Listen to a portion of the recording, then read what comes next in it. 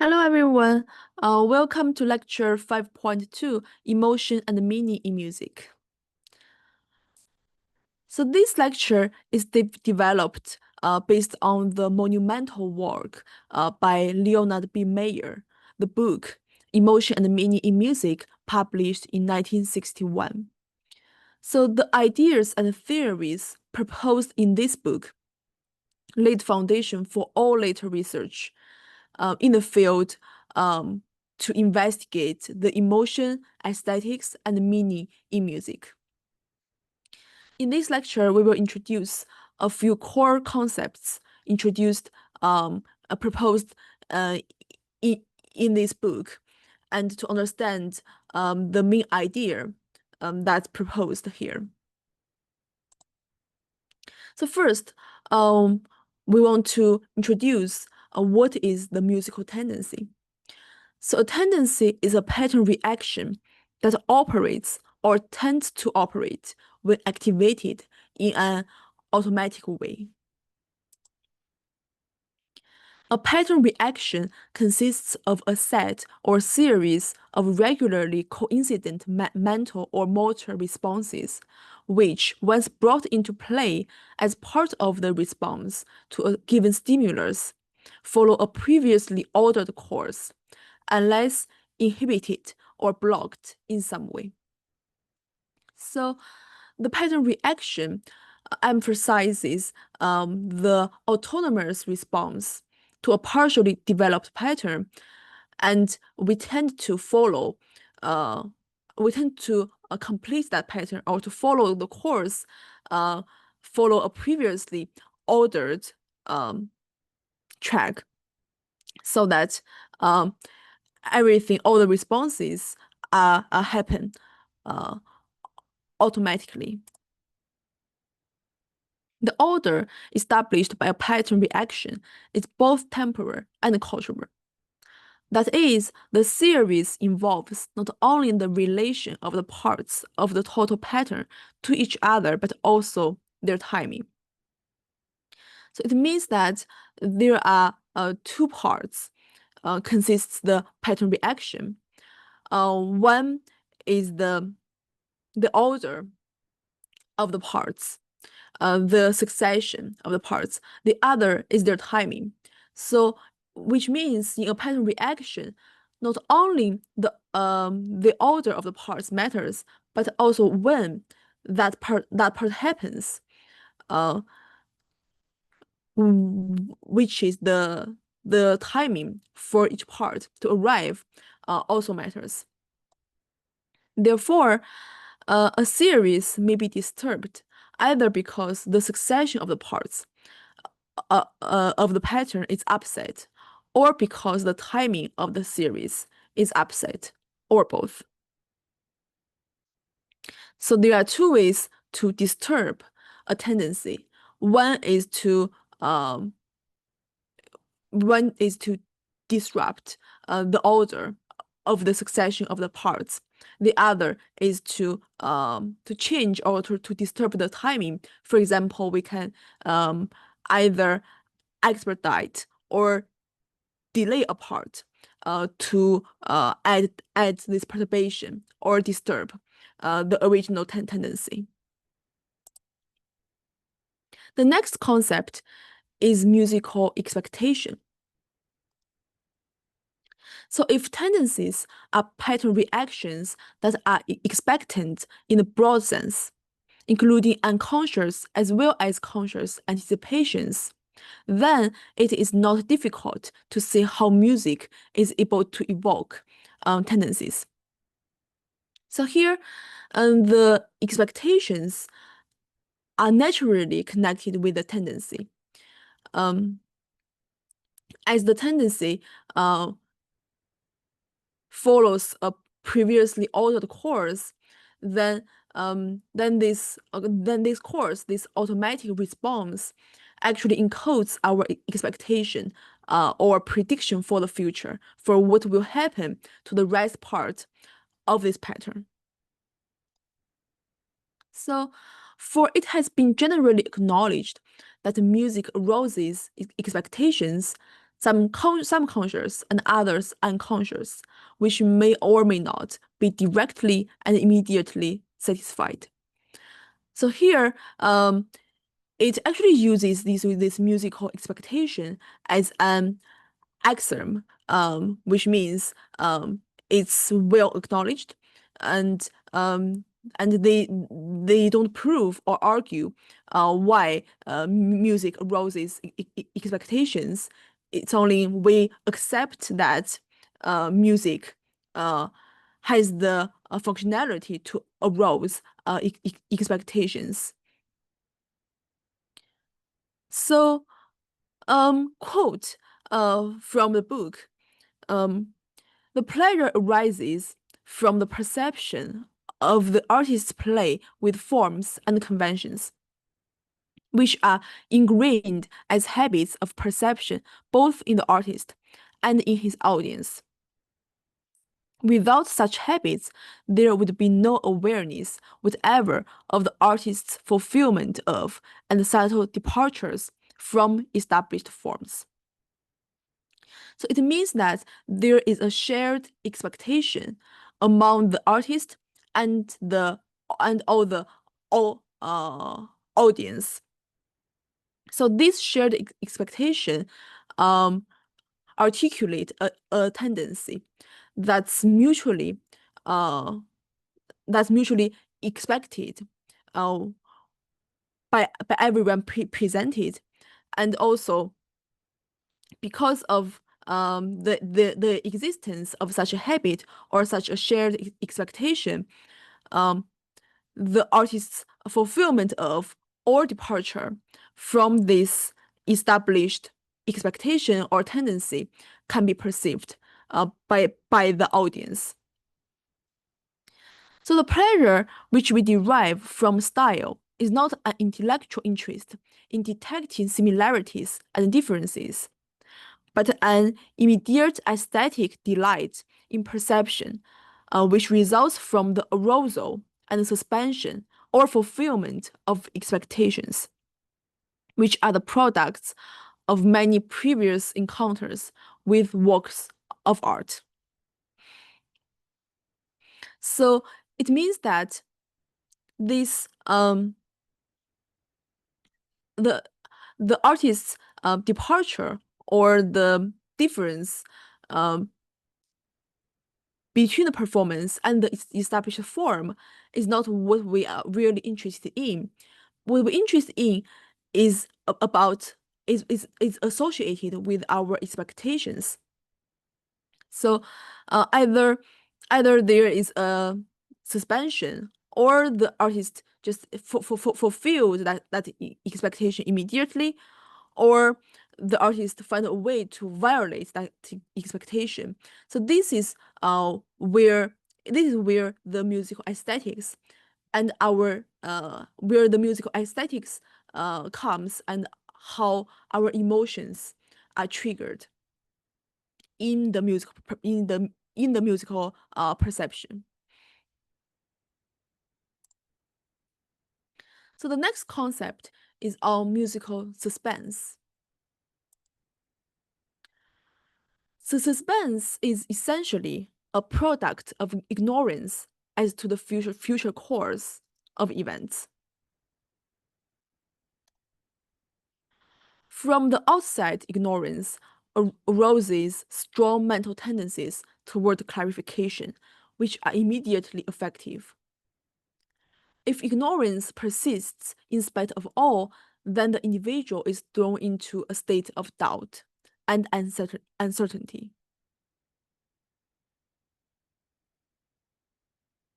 So this illustrates the mechanism to trigger the affective response um, internally to the to our to our music perception, actually.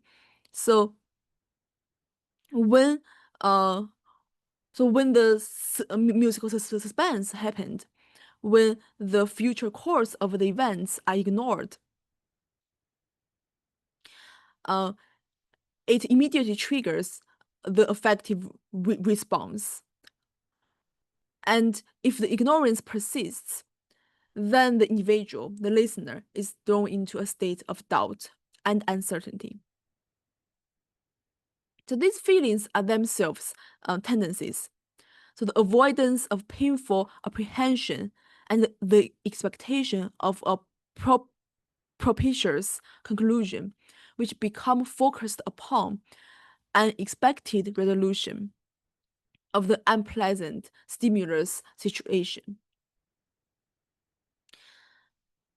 So when the listeners are panic about the doubt and uncertainty um, aroused by the musical suspense, a strong uh, a strong kind of inclination or motivation arises within us um, that um, that we want to arrive at a resolution to end this unpleasant situation and to derive a propitious conclusion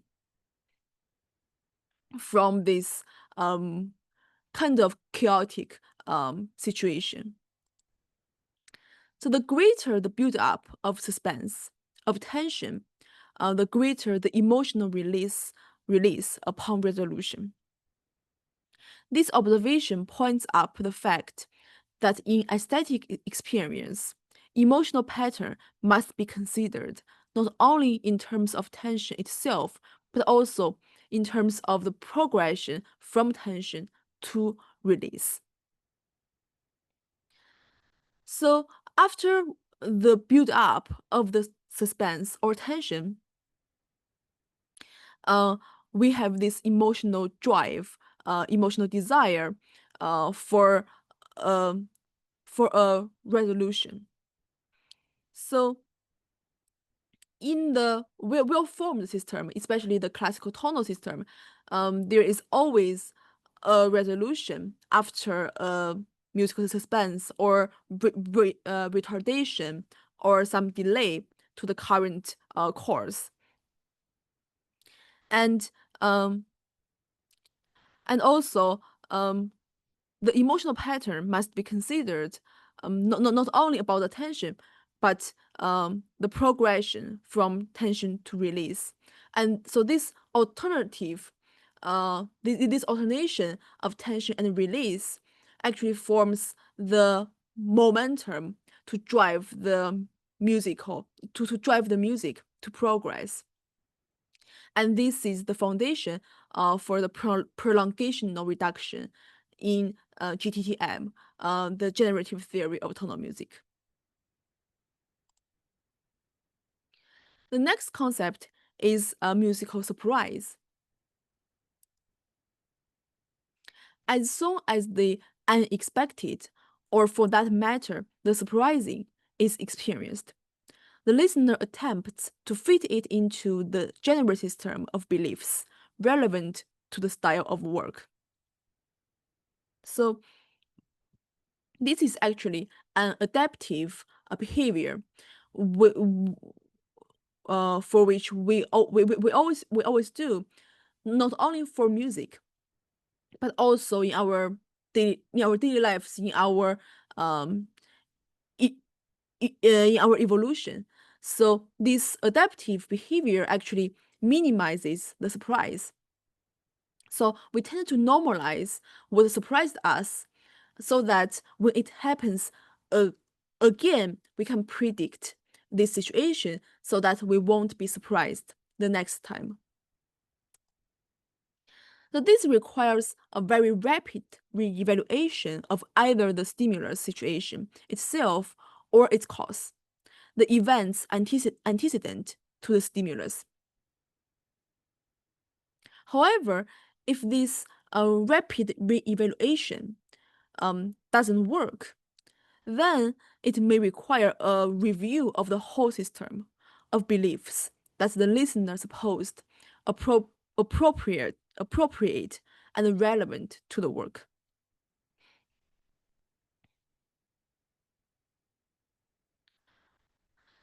However, if the above mental synthesis does not take place immediately, three things may happen. So here it illustrates when a surprise happens, how it escalates layer by layer.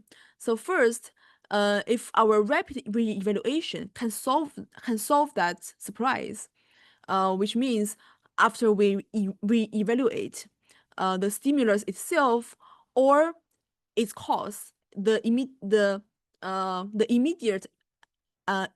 events antecedent to this stimulus, and we can understand this situation, we can resolve this surprise, then everything ends here. But if we cannot resolve the surprise at this level, then the situation escalate, where we need to review our whole system of belief that we supposed appropriate to this work. And if after we adjust our belief and the context, the situation of this work, this surprise is resolved, and everything ends here. However, if this step, if we even if we adjusted, we changed our belief of the whole system, we still cannot understand this situation. So the surprise still remains. Then three things might happen. First, the mind may suspend judgment, so to speak, trusting that what follows will clarify the meaning of the unexpected consequence. Second, if no clarification takes place, the mind may reject the whole stimulus and irritation will set in. Third, the unexpected consequence may be seen as a purposeful blunder. So, what situation, which of these responses will happen, depends on the musical context, on the situation. So whether the listener responds in the first or third manner will depend partly upon the character of the piece, its mood, or designative content. So, let's say if the listener trusts the composer or performer, and they believe that this music, this artist will lead the music into some propitious consequence, then they will choose the first type of response, where they just suspend judgment and totally give it to the artist, and to let the artist to lead, to guide them through this dark moment, and then and trust what follows will clarify the meaning of this unexpected situation. However, the third response might be made to music whose character was comic or satirical. So if the character of the music itself is comic or satirical, then the listener might take the third type of response to view this surprise as a purposeful blunder, to either make a laugh or to satire something. And so in a piece whose character admitted no purposeful blunders, the second response would probably be elicited. So if the music itself doesn't really tolerate the purposeful blunder, or it doesn't really situate with blunders, then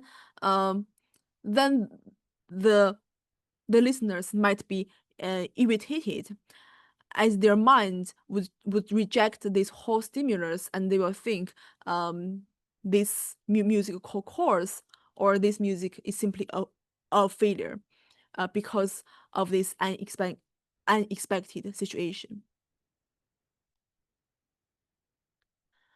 So in a word, so to summarize the theory um, from the book in one sentence, so the core idea here is that the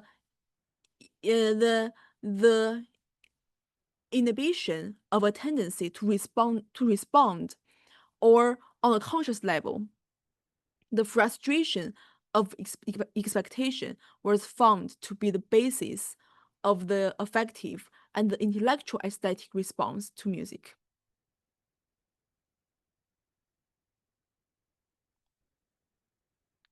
In the rest part of the book, it addressed three principles of pattern perception: the law of good continuation, completion and closure, and the weakening of shape.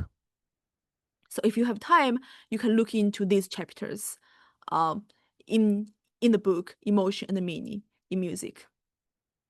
So these principles fall within a larger scope of theory of perception known as the Gestalt psychology. So here are some useful resources for you to study Gestalt psychology. This is the Wikipedia link illustrating what is Gestalt psychology. And this is the a site from the Stanford Encyclopedia of Psychology. And this section, Gestalt qualities, actually talks about the origins when this Gestalt concept was first proposed by Ehrenfels. And here in this text, they also use music as a subject of study. And here is a YouTube video talking about the use of Gestalt principles in music perception. So please check out these resources, which are linked below.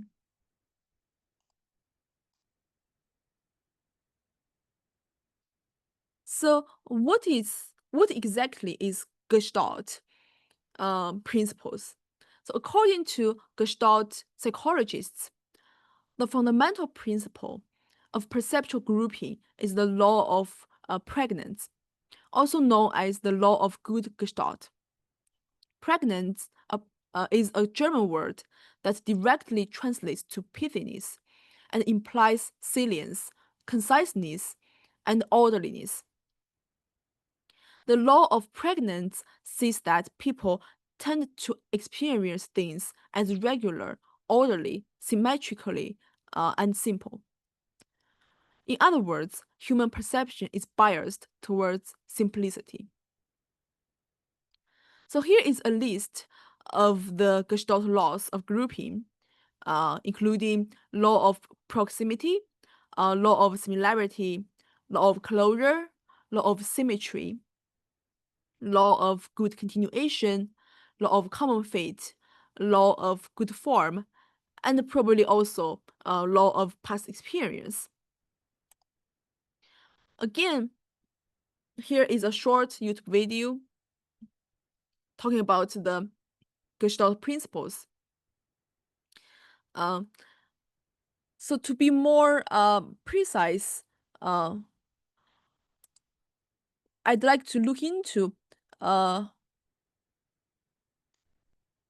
few examples of the laws of the principles of grouping in Gestalt theory to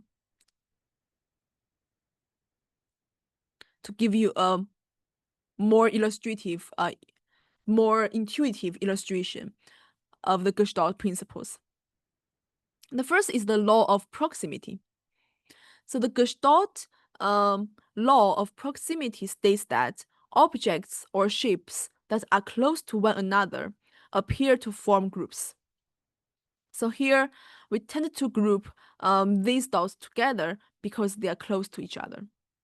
So this is the law of proximity, and it's pretty natural for human perception. The next is law of similarity. So the principle of similarity states that perception lends itself to seeing stimuli that physically resemble each other as part of the same object. So here, naturally, we group the white dots together and we group the black dots together because they are physically resemble. Um, they physically resemble each other. So this is the law of similarity. What about the law of closure? So the principle of closure refers to the mind's tendency to see complete figures or forms, even if a picture is incomplete, partially hidden by other objects, or if part of the information needed to make a complete picture in the mind is missing. For example, here, although there are only some fragmented lines, we still perceive this shape as a circle. Uh, uh, as if the lines are continuous. Here also, for this rectangle, we also tend not to perceive these lines as fragmented shapes, but as a complete shape of this rectangle. So this corresponds to the pieces of the Gestalt principles, that our perception is biased towards regular order and simplicity.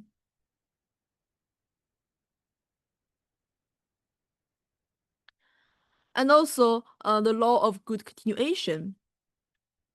When there is an intersection between two or more objects, people tend to perceive each object as a single uninterrupted object.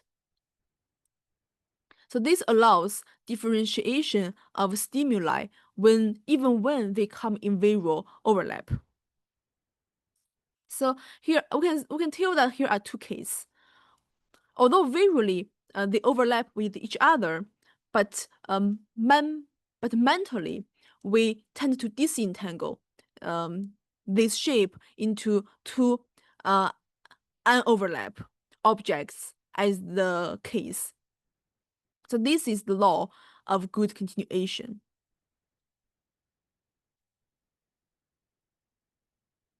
And also there are law of common fate, which states that when visual elements are seen moving in the same direction at the same rate, perception associates the movement as part of the same stimulus. Also the law of good form, which states that we tend to group together forms of similar shape, pattern, color, etc. So these are some examples for the Gestalt laws of grouping. And this is all for this lecture. Thanks for listening.